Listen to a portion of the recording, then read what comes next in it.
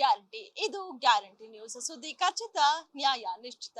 BJP ರಾಷ್ಟ್ರೀಯ ನೂತನ ಅಧ್ಯಕ್ಷರಾಗಿ ಇವತ್ತು ನಿತಿನ್ ನಬೀನ್ ಅವರು ಆಯ್ಕೆಯಾಗಿದ್ದಾರೆ. ಪದಗ್ರಹಣ ಕೂಡ ಆಗಿರುವಂತಂದ್ರೆ ಪ್ರಧಾನಿ ನರೇಂದ್ರ ಮೋದಿ ಹಾಗೂ ಕೇಂದ್ರ ಗೃಹ ಸಚಿವ ಅಮಿತ್ ಶಾ ಹಾಗೆ ಜೆ.ಪಿ. ನಡ್ಡಾ ಅವರ ನೇತೃತ್ವದಲ್ಲಿ ಸಮ್ಮುಖದಲ್ಲಿ ಇವತ್ತು ಅದೇ ರೀತಿಯಾಗಿ ಎಲ್ಲಾ ರಾಜ್ಯದ ರಾಜ್ಯಾಧ್ಯಕ್ಷರ ಸಮ್ಮುಖದಲ್ಲೂ ಸಹ ಇವತ್ತು ನೂತನ ರಾಷ್ಟ್ರೀಯ ಅಧ್ಯಕ್ಷರಾಗಿ ನಿತಿನ್ ನಬೀನ್ ಅವರು ಪದಗ್ರಹಣವನ್ನ ಮಾಡಿರುವಂತದ್ದು.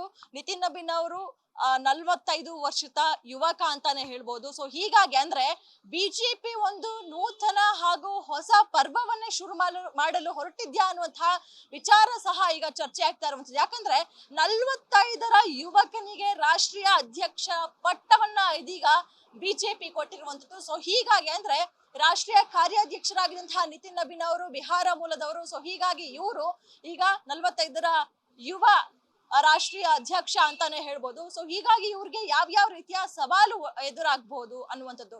ಯಾಕಂದ್ರೆ ಇದೇ ನಿತಿನ್ ನಬೀನ್ ಅವ್ರನ್ನ ಸಂಘಟನಾ ಚತುರ ಅಂತ ಕೂಡ ಕರೀತಾರೆ. ತಮ್ಮ 26ನೇ ವಯಸ್ಸಿಗೆ ಇವರು ಶಾಸಕರಾಗಿ ಆಯ್ಕೆಯಾಗಿದ್ರು. 5 ಬಾರಿ ಶಾಸಕರಾಗಿ ಆಯ್ಕೆಯಾಗಿದ್ದಂತಹ ನಿತಿನ್ ನಬೀನ್ ಅವರು ಸಚಿವರು ಕೂಡ ಆಗಿದ್ರು.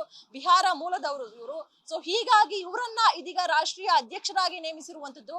ಇವರ ನೇತೃತ್ವದಲ್ಲಿ ಯಾವ ರೀತಿಯಾಗಿ ಬಿಜೆಪಿ ಹೋಗುತ್ತೆ, ಇವರಿಗೆ ಯಾವ್ಯಾವ ರೀತಿಯಾದಂತಹ ಸವಾಲುಗಳು ಸಹ ಎದುರಾಗುತ್ತೆ ಅನ್ನುವಂಥದ್ದು. ಯಾಕಂದ್ರೆ ಇನ್ನೇನು ಮುಂಬರುವಂತಹ ಏಪ್ರಿಲ್ ನಲ್ಲಿ ಕೇರಳ, ಅಸ್ಸಾಂ, ತಮಿಳುನಾಡು ಚುನಾವಣೆ ಸಹ ಎದುರಾಗ್ತಾ ಇದೆ. ಸೊ ಹೀಗಾಗಿ ಈ ಒಂದು ಚುನಾವಣೆಗಳನ್ನೆಲ್ಲ ಯಾವ ರೀತಿಯಾಗಿ ಯಾಕಂದ್ರೆ ಯುವ ನಾಯಕರು ಅನ್ನುವಂಥದ್ದು ಸಹ ಯಾವ ರೀತಿಯಾಗಿ ಸಂಘಟನಾ ಚತುರ ಅನ್ನಿಸ್ಕೊಂಡಿರುವಂತಹ ನಿತಿನ್ ನಬೀನ್ ಅವರು ಈ ಒಂದು ಚುನಾವಣೆಗಳನ್ನ ಎದುರಿಸ್ತಾರೆ, ಯಾವ ರೀತಿಯಾಗಿ ಬಿಜೆಪಿಯನ್ನ ಎತ್ತಿ ಹಿಡಿತಾರೆ ಅನ್ನುವಂಥದ್ದು ಸಹ ಸಾಕಷ್ಟು ಕುತೂಹಲ ಮೂಡಿಸ್ತಾ ಇರುವಂಥದ್ದು. ಇದರ ಜೊತೆಗೆ ಅಂದ್ರೆ ನಾನು ಆಗ್ಲೇ ಹೇಳಿದೆ, ಬಿಜೆಪಿ ಎಲ್ಲೋ ಒಂದ್ ಕಡೆ ಹೊಸ ಪರ್ವವನ್ನ, ಹೊಸ ಸಂಪ್ರದಾಯವನ್ನ ಹುಟ್ಟು ಹಾಕ್ತಿದ್ಯಾ ಅನ್ನುವಂತಹ ಅನುಮಾನ ಸಹ ವ್ಯಕ್ತವಾಗ್ತಾ ಇದೆ. ಯಾಕಂದ್ರೆ ರಾಜ್ಯದಲ್ಲಿ ಕರ್ನಾಟಕ ರಾಜ್ಯದ ಬಿಜೆಪಿ ರಾಜ್ಯಾಧ್ಯಕ್ಷರಾಗಿ ಬಿ.ವೈ. ವಿಜಯೇಂದ್ರ ಅವರು ಇದ್ದಾರೆ. ಸೊ ಹೀಗಾಗಿ ಬಿ.ವೈ. ವಿಜಯೇಂದ್ರ ಅವರು ಆಯ್ಕೆಯಾದ ಸಂದರ್ಭದಲ್ಲಿ ಕಿರಿಯ ನಾಯಕ, ಅವರಿಗೆ ಅಷ್ಟೊಂದು ಅನುಭವ ಇಲ್ಲ.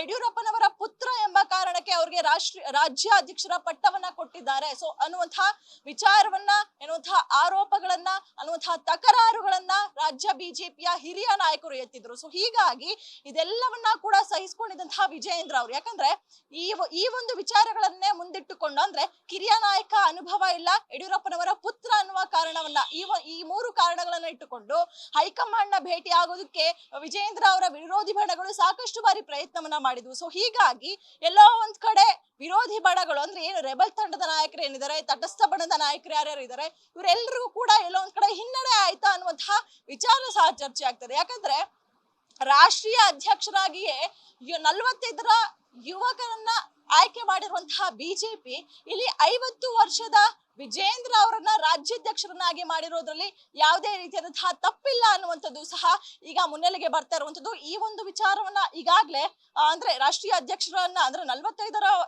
ವರ್ಷದ ಅಧ್ಯಕ್ಷರನ್ನ ಆಯ್ಕೆ ಮಾಡಿರೋದ್ರಿಂದ ವಿಜಯೇಂದ್ರ ಬಣದ ನಾಯಕರಿಗೆ ಸಾಕಷ್ಟು ಸಡಗರ ಸಂಭ್ರಮ ಅಂತಾನೆ ಹೇಳ್ಬೋದು. ಯಾಕಂದ್ರೆ ಇವ್ರಿಗೆ ಇಂತಹ ಕಾರಣಗಳನ್ನ ಕೊಡ್ತಾ ಇದ್ರು. ರಾಷ್ಟ್ರೀಯ ಅಧ್ಯಕ್ಷರಾಗಿ ಅವ್ರನ್ನೇ ಆಯ್ಕೆ ಮಾಡಿದ್ಮೇಲೆ ನಮ್ಮ ವಿಜಯೇಂದ್ರ ಅವ್ರಿಗೆ 50 ವರ್ಷ, ಅವ್ರಿಗೆ ಇನ್ನೇನ್ ಕಮ್ಮಿ ಅನ್ನುವಂತಹ ಕೂಗು ಅಥವಾ ವಿಚಾರ ಈಗ ಮುನ್ನೆಲೆಗೆ ಬರ್ತಾ ಇರುವಂತದ್ದು. ಸೊ ಹೀಗಾಗಿ ಅಂದ್ರೆ ಬಿಹಾರ ಚುನಾವಣೆ ನಂತರ, ರಾಷ್ಟ್ರೀಯ ಅಧ್ಯಕ್ಷರ ನೇಮಕದ ನಂತರ ರಾಜ್ಯಾಧ್ಯಕ್ಷರ ಬದಲಾವಣೆ ಆಗುತ್ತೆ ಅಥವಾ ವಿಜಯೇಂದ್ರ ಅವರನ್ನ ಮುಂದುವರಿಸುವಂತಹ ವಿಚಾರ ಬರುತ್ತೆ ಅನ್ನುವಂತಹ ಚರ್ಚೆ ಆಗ್ತಾ ಇತ್ತು. ಸೊ ಹೀಗಾಗಿ ರಾಷ್ಟ್ರೀಯ ಅಧ್ಯಕ್ಷರ ನೇಮಕ ಈಗಾಗಲೇ ಆಗಿದೆ. ನಿತಿನ್ ನಬೀನ್ ಅವರು ಆಯ್ಕೆ ಆಗಿದ್ದಾರೆ.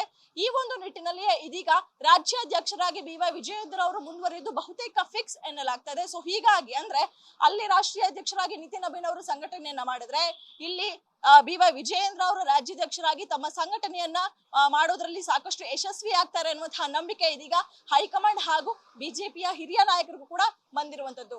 ಕ್ಯಾಮರಾ ಪರ್ಸನ್ ರವಿ ಜೊತೆ ಕವನ ಶಿವಣ್ಣ, ಗ್ಯಾರಂಟಿ ನ್ಯೂಸ್, ಬೆಂಗಳೂರು.